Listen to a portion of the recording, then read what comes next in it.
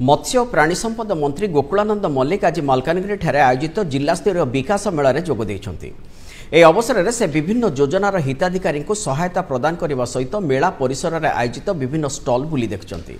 विकास मेला को संबोधित करी मंत्री श्री मल्लिक कहते राज्य में नुआ सरकार गत एक वर्ष मध्य अनेक लोकाभिमुखी निष्पत्ति नहीं।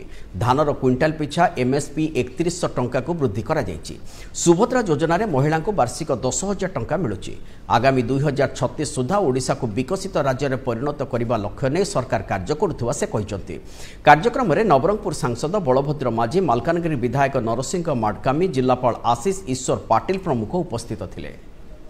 डबल इंजन सरकार जो विकास है कथा को लोक मान को अवगत करने आज मेलार आयोजन कर अंचल जनजाति कथा कहतु, आज शिक्षा क्षेत्र कथा कहतु, आज कृषि कृषकर कथा कहतु, महिलार कथा कहतु, प्रत्येक कथा दे कथा रखुवा होचंती मोहन सरकार। आगामी दिन में मालकानगिरी एक विकसित जिला रे परिणत हम तापाई जो डॉक्यूमेंट प्रस्तुत हो सारी, लक्ष्य स्थिर हो सारी एवं समय निर्धारण हो सारी। लक्ष्य